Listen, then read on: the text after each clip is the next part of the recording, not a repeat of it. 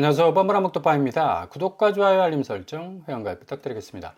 금리 인하 기대 부풀어 나스닥 최고치 지금 경신을 했는데 어젯밤에 조금 약세를 보였던 나스닥이 껑충 뛰는 어떤 변화를 보였습니다. 이유는 당연히 지금 페드가 금리 동결 수순으로 갈 가능성이 굉장히 높은 상황에서 고용지표가 발표가 됐습니다. 비농업 고용지표 연간 수정 결과 기존 발표치보다 91만 1000개가 적은 것으로 집계가 됐다. 결국 2000년 이후에 최대 규모의 하향 조정인데 이렇게 고용지표가 거의 뭐 바닥 수준으로 떨어진다는 건 앞으로 미국 경제가 굉장히 위기에 처할 가능성도 많다는 얘기인데 지금 페드가 이렇게 동결 수준의 금리를 부여잡고 있을 가능성은 또 없어질 전망, 높아졌다라는 그런 의미 때문에 지금 뭐 다우와 나스닥과 S&P 500이 어느 정도 고점을 찍는 그런 어떤 모습을 보여줬습니다. 한국 사람들이 제일 지금 많이 보유하고 있는 테슬라 같은 경우는 뭐 350선까지 지금 육박을 했고요. 엔비디아 같이 좀 뭐 반도체 부분에서 뭐 선두를 달리다가 조금 요즘에 좀 하향세 주춤하는 모습을 보였다가 다시 껑충 튀는 그런 모습을 보여주고 있네요.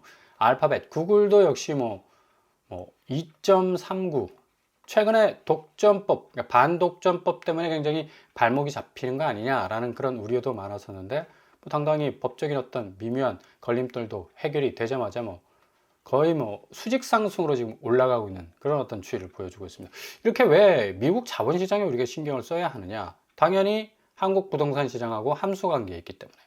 그러니까 이전처럼 한국 부동산 시장만 따로 뚝 떼어내서 이제 설명할 이유가 전혀 없는 겁니다. 왜냐하면 모든 세계의 자본이 한국 부동산 시장에 다 들어와 있어요. 이게 직접적인 투자가 아니더라도 대부분 75% 이상의 자본이 대한민국 국민들, 특별히 안전자산이라고 여겨지는 아파트 쪽에 지금 투입이 되어 있기 때문에 이 돈줄 다 은행에서 끌어온 거 아닙니까? 그리고 그 은행의 자본 역시도 글로벌한 어떤 시장의 자본 시장의 지배를 받고 있기 때문에 결국에 가서는 이거 쭉 역으로 거슬러 올라가 보면 고구마 줄기 쪽쪽쪽쪽 빨려 올라가듯이 결국에 가선 미국 자본시장하고 딱 얼굴을 맞닥뜨릴 수밖에 없다. 그래서 왜 자꾸 부동산 얘기만 하지? 뭐 미국 자본시장 얘기 하느냐라고 이렇게 항의하시는 분들도 있는데 몰라서 하는 얘기예요. 결국에선 미국 자본시장 전혀 뭐 돌아가는 이치를 모르면 한국 아파트 시장이 어떤 식으로 변모가 될지를 전혀 예상치를 그려낼 수가 없다는 얘기입니다. 결국 지금 왜 한국 아파트 자산 시장이 아파트 시장 가격 붕괴라는 엄청난 위험을 겪을 수밖에 없느냐. 이런 변동성이 눈앞에 딱 놓여져 있기 때문입니다. 8월 민간 고용은 전달 대비 이제 5만 4천 건 이제 증가했다고 하는데 전망치가 6만 5천 건이었습니다. 훨씬 못 미치죠. 앞서 7월 수치가 10만 건이었는데 이제 완전히 반토막 났어요. 그러니까 트럼프 입장에서는 관세 영향 때문에 이렇게 고용 지표가 뚝 떨어지는 것 뭐 긴장할 수밖에 없는데 한편으로는 또 씩하고 스마일 웃음이 올라갈 수밖에 없는 것. 그동안 그렇게 많이 외쳤던 금리 인하. 이제 연방준비위원회에서 기준금리 동결로 이어질 수가 없다는 얘기예요. 그만큼 경기가 급속도로 이제 식어버리면 중앙은행도 이를 좀 완화시키기 위해서 유동성을 풀어야 되는데 트럼프 입장에서는 뭐 팔짱 딱 끼고 정말 뭐 입꼬리가 귀까지 걸릴 수밖에 없는 거죠. 거의 90% 이상이 금리 인하 될 거라고 전망을 하고 있습니다. 그렇게 오매불망 바라던 금리 인하 수순이 이제 바로 눈앞에까지 왔는데 결국에 가서는 지금 미국 고용지표 하향 조정이 경제 전반의 어떤 약화 현상을 일으킬 가능성이 높다 해서 뭐 JP 모건 회장 다이먼도 뭐 이런 언급을 하고 있는데요. 어쨌거나 트럼프 입장에서는 유동성 확대가 지금 굉장한 어떤 과제였습니다. 결국 그 첫 단추가 금리 인하를 하는 거였는데 이번에 고용시장 지표가 굉장히 약화되고 경제 기저의 어떤 변화도 약세로 흘러가고 있다면 결국에 가서는 금리 인하 할 수밖에 없다. 그래서 지금 파죽 지세 뭐 금값이 3,600달러를 넘을 정도로 지금 시장 자체가 불안하니까 안전자산 쪽으로 지금 자본이 몰릴 수밖에 없는 거죠. 상대적으로 위험자산이라고 불리는 미국의 주식, 증시는 뭐 이런 영향 때문에 살짝 이제 올라섰는데, 이게 미국의 경제 지표가 계속적으로 이렇게 악영향을 받을 수밖에 없다면 더욱더 금 쪽으로 몰릴 가능성이 높고, 지금 일단 국채가 수익률이, 여기에 투자하신 분들이 너무 가격 자체가 폭락하고 있기 때문에 국채를 떠나고 있습니다. 국채를 떠나는 그 자본들이 대부분 이제 금 쪽으로 향할 수밖에 없다라는 얘기는, 미국도 지금 부동산 시장이 난망 상태입니다.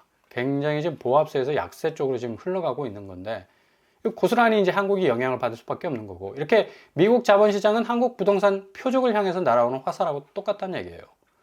기준금리 했다고 해서 한국은행이 기준금리 뭐 거의 공격적으로 할 수 있겠습니까? 지금 집값 부분이 잡히지 않았고, 지금 부실대출 부분이 뭐 천문학적으로 지금 늘어나고 있는 상황에서 중앙은행이 파란 버튼 딱 누르게 되면 결국에 가서 그렇게 지금 어찌저찌 지금 그래도 집값을 더 이상 올라가지 못하게 꽉 막고 있었던 벽마개가 뽕 하고 지금 샴페인 뚜껑 날아가듯이 그런 식으로 터지게 돼버리면, 이거 완전히 다시 도로함이 탑을 될 수 있는 그런 어떤 일들이 발생을 할 수가 있겠고요. 오히려 시중은행이 지금 금리를 올리고 있잖아. 그러니까 계속적으로 국채금리 부분이, 국채가 지금 폭락을 하고 있습니다. 국가 재정을 메우기 위해서 국채를 찍어내고 있는데, 미국 같은 경우는 이 국채에 대한 매력이 많이 떨어졌다는 얘기야. 그러니까 상대적으로 국채금리는 올라가고, 그러니까 그 국가, 국채를 찍어내는 국가는 높아진 금리를 물어줘야 되니까 계속적으로 악순환, 재정적자 상황이 뭐 랠리식으로 이어지는 거고요.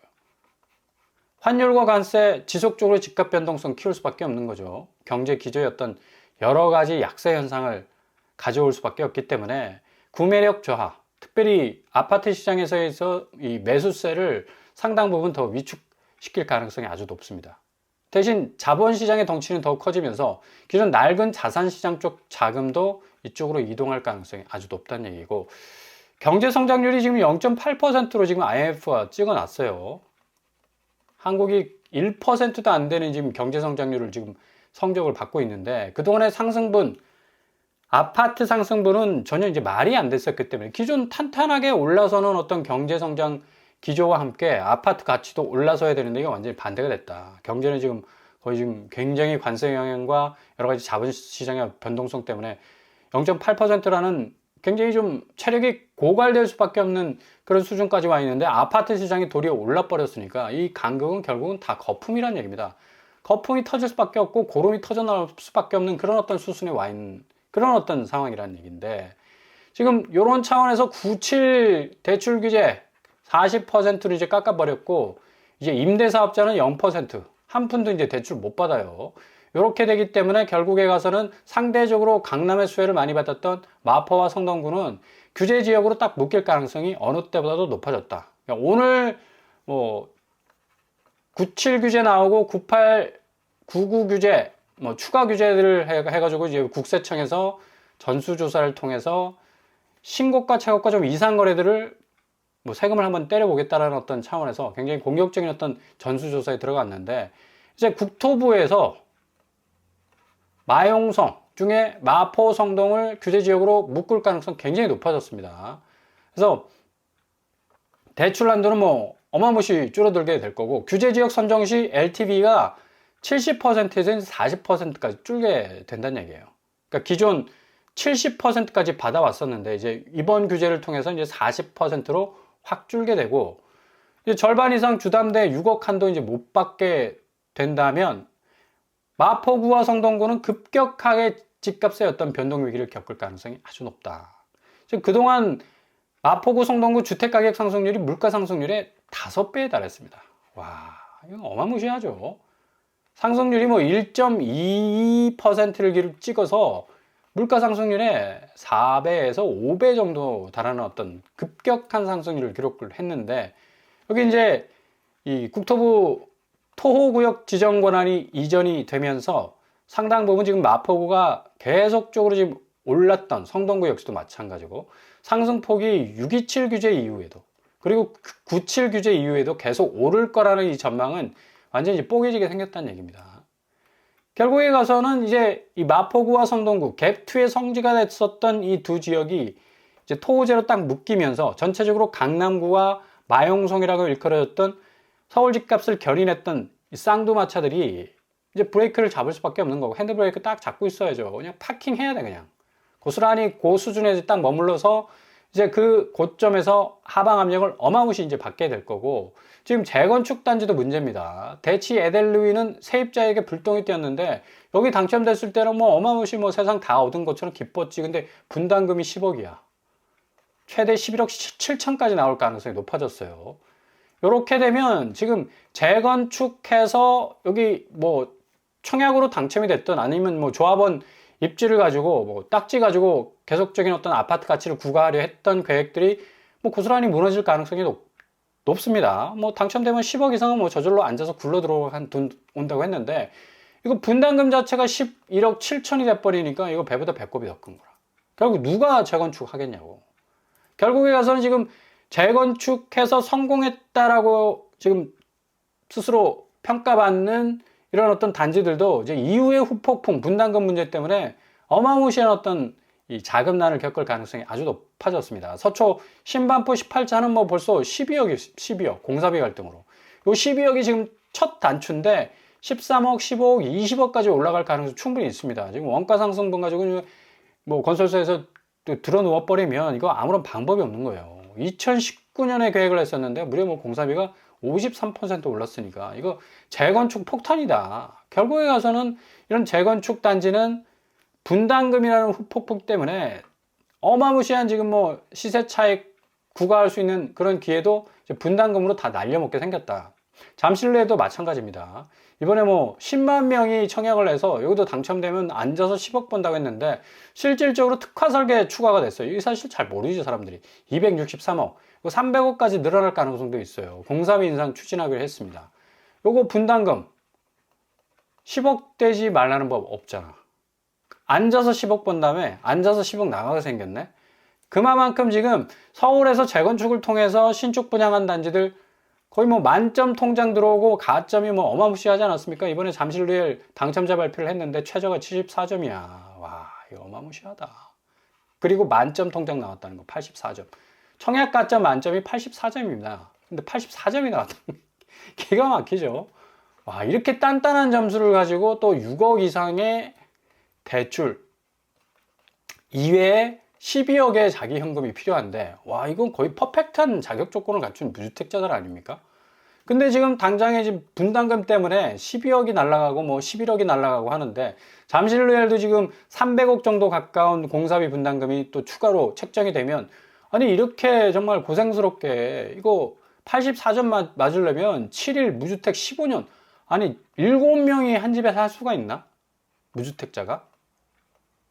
30평에 4명 살아도 좀 빡빡한데 이거 7명이 산다는 게 고개를 갸우뚱하게 합니다. 7인 무주택 15년을 견뎌야지 이게 청약 만점자가 되는데, 이거 좀 약간 좀 이게 아리송하는 그런 어떤 느낌적 느낌을 줘요. 그리고 4인 가족 만점도 지금 탈락하는 판인데 이렇게 어렵사리 그죠? 74제곱 84점, 최저 74점, 거의 무시무시한 청약계의 무림 고수라고 말을 할 수가 있습니다. 84점은 무주택 기간 15년, 부양가족 6인 이상, 7인이잖아.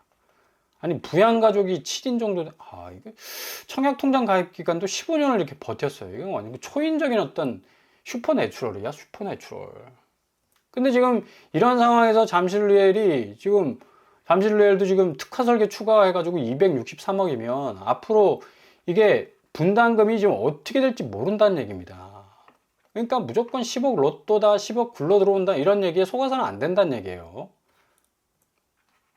지금 뭐 만점 통장 나온 서울 아파트 단지 뭐 쭉 나오는데, 흑석자이, 뭐 신목동, 파라곤, 레미안 원펜타스, 대치 에델루이, 여기도 지금 분담금 때문에 제가 좀 전에 말씀드린 박살 났지 않습니까? 11억 7천. 강동 비오루, 여기도 만점 통장 잠실루엘도 이제 만점 통장 나왔다는 얘기예요. 근데 이게 결국에 가서는 재건축 단지 분담금 문제 때문에 여기 당첨되신 분들도 그렇고 조합원들도 그렇고 굉장한 어떤 어려움을 겪을 가능성이 높다. 그리고 지금 부동산 시장 자체의 어떤 움직임이 이제 굉장히 지금 엄청난 분수령을 가져올 가능성이 아니 97 대책 이후에 다시 집값이 오를 거라는 신호는 뭐지 도대체? 이거는 좀 이해가 안 간다. 이거 너무 국내 이 부동산의 어떤 사이클링, 기존에 계속 되풀이왔던 그런 어떤 시스템을 좀 이해하는 측면에서 바라봤기 때문에 완전히 지금 자본시장 달라졌습니다. 경제 현황이 지금 부동산 시장 자체를 직격하지 않고서는 도저히 이게 버티지 못하는 어떤 상황 속으로 지금 흘러가고 있기 때문에 이게 대내적 요인에 의해서 부동산 시장이 결정이 안 돼요. 이제 자본시장 자체가 완전히 이제 함수 관계가 돼버린 거라. 다 대출 아닙니까? 그 대출 은행이 줬어. 그 은행 뒤에는 세계적 글로벌한 자본이 지금 버티고 있는 겁니다. 이 자체가 그냥 쭉 연결되어 있기 때문에 결국에 가서는 지금 한국 부동산 시장은 9월 시점 이후로 굉장한 조정기가 올 수밖에 없는, 뭐뭐 할 수밖에 없는, have to, must 그런 어떤 상황이 올 수밖에 없다. 그죠? 이러다 보니까 뭐 분양가 비싸지니까 이제 구평 룰도 이제 구평은 8사가 아닙니다. 현금 부자들만 뭐 사는 그런 평수라고 여겨지고 5구제곱을 이제 사람들이 다 선호할 수밖에 없는 거고 1순위 평균 경쟁률 추이 보십시오. 압도적으로 5구제곱이 많지. 20대 1이 가깝잖아. 84제곱은 한 자릿수로 뚝 떨어질 수밖에 없는 거고. 잠실레일도 이번에 5구제곱이 뭐 압도적으로 761.74대 1을 찍지 않았습니까? 다른 평수에 비해서 훨씬 더 압도적인 어떤 경쟁률을 보이고 있는데, 자, 이렇게 되다 보니까 결국에 가서는 앞으로 한국 부동산 시장 지금 신축 부분은 추가 분담금, 재건축 단지를 위주로 해서 지금 계속적으로 지금 공급이 벌어지고 있는데, 강남 특별히 추가 분담금이 거의 뭐 12억, 13억까지 올라버렸기 때문에 10억 로또는 아무런 의미가 없어졌다. 그죠? 그리고 향후 구축도 자본시장의 대변화에 엄청난 후폭풍을 맞게 될 것이고, 동시에 지금 97 규제 같은 뭐 규제가 좀 뜨뜻미지긴 했다라고 얘기하지만 요런 어떤 40%, 0%, 또 뭐 일기 신도시 여러 가지 어떤 공급 물량 요런 쪼매쪼매한 어떤 부분을 확대시켜서 해석을 해서 97 부동산 대책이 좀 약해 보이시 지금 국세청 나서는 거 보십시오. 전수조사 한다고 하지 않습니까? 20억, 30억 수준에. 20억, 30억은 5, 6월 달에 올랐던 서울 아파트 대부분일 겁니다. 강남과 마용성. 그리고 국토부에서 이제 토지를 마용성을 딱 찍어서 이제 지정을 해버리면 이거는 뭐 거의 대내적인 어떤 규제는 이전에 볼 수 없었던 아주 하드한 어떤 규제의 칼날이 될 수밖에 없다. 귀멸의 칼날이 아니라 규제의 칼날이야, 이거 완전히. 그래서 집값 오르는 곳 탈세 전수조사, 뭐 부동산 시장 감독, 이런 적이 있었습니까? 없었죠. 어마무시한 어떤 이 후폭풍이 예상이 되고요. 그리고 이 국세청장은 뭐 어제도 제가 잠시 소개해 드린 것처럼 지역에 30억 이상의 초고가 주택 거래뿐만 아니라 자금 출처가 일단 의심되는 거래까지 빠짐없이 다 전수, 그냥 검증이 아니지 전수 검증할 거라 이렇게 얘기를 하고 있죠. 133만 체납제 전수조사도 지금 나서고 있는 그런 상황인데, 국토부는 이제 마포구하고 성동구 아마 가만히 안 놔둘 겁니다. 반드시 아마 토제 구역으로 지정이 될 것 같고, 이러다 보니까 이제 매물이 슬슬 이제 집주인들이 불안하기 시작하거든. 79,600건까지 올랐어. 요번 주에 아마 8만 건 찍을 가능성 높습니다. 빨리 팔고 나가자. 그러니까 이런 분들이 차라리 합리적이에요. 서초구 봐도 서초구 5,400에서 5,600으로 이제 부쩍 높아졌죠. 뭐 선수들이 서두르기 시작했다는 얘기고, 송파구도 4,100건에서 4,200건. 점점 매물이 이런 식으로 증가한다는 추세. 그리고 거래량은 완전히 뭐 빵건. 강남구가 이번 달 9월 달 거래가 빵건에서 아마 3건으로 늘어나지 않나. 그런 정도로 지금 거래량이 거의 그냥 바닥을 치고 있다. 뭐 허위 매물도 좀 뚝 사라질 수밖에 없는 거고, 이제 뭐 더 이상 뭐 여지가 없으니까. 송파구 주요 아파트 등록 매물시 보십시오. 쏙 하고 지금 빠지고 있지. 엘스, 리센트, 헬리오시티. 좀 작업을 치려고 했던 매물수들이 다 빠지고 있다는 얘기입니다. 서울, 강남, 서초구 전세가율도 뭐 지금 출렁출렁거리고 있고 38.7%까지 지금 전세가율이 추락을 했습니다. 서초구는 뭐 43%, 2023년 이후부터 50%대 그래도 유지를 하고 있었는데 이게 이제 완전히 뚫려버렸다는 얘기고, 집값 재앙 닥칠 수밖에 없죠. 전세가율이 38.7%면 이런 수치는 아마 처음일 겁니다. 역대 최저를 지금 찍고 있어요. 전세가도 뭐 11억 이상 빠지고 있고, 서초구 레미안 원밸리 중심으로 해서 20억, 19억, 10억. 이거 뭐 살벌하게 지금 빠지고 있다는 얘기입니다.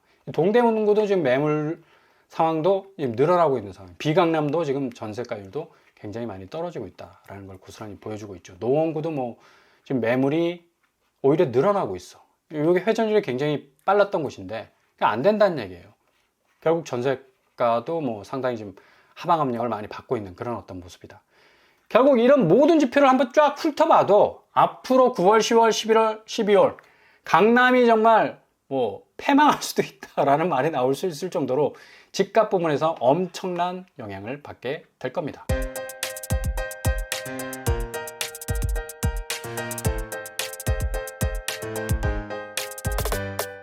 부동산 캐리커처 지금 상황 굉장히 혼조세로 보이지만 뚜렷한 집값 하방 압력을 고스란히 지금 받고 있는 상황 속에 처해 있습니다. 앞으로 9월, 10월, 11월 좀 잘 지켜보시면서 규제의 칼날이 정말 예리하게 모든 좀 비정상적으로 올랐던 가격들을 좀 끌어내릴 가능성이 높고 대외적 변수도 상당 부분 작용할 가능성이 높아서 앞으로 부동산 시장 상당한 가격 분수령을 맞이할 수밖에 없다라고 볼 수 있겠습니다. 오늘도 응원합니다. 항상 여러분의 길이 꽃길만 되실 수 있길 바랍니다. 이상입니다. 뻔뻔한 복tuk방을 마치겠습니다. 구독과 좋아요 부탁드립니다. 감사합니다.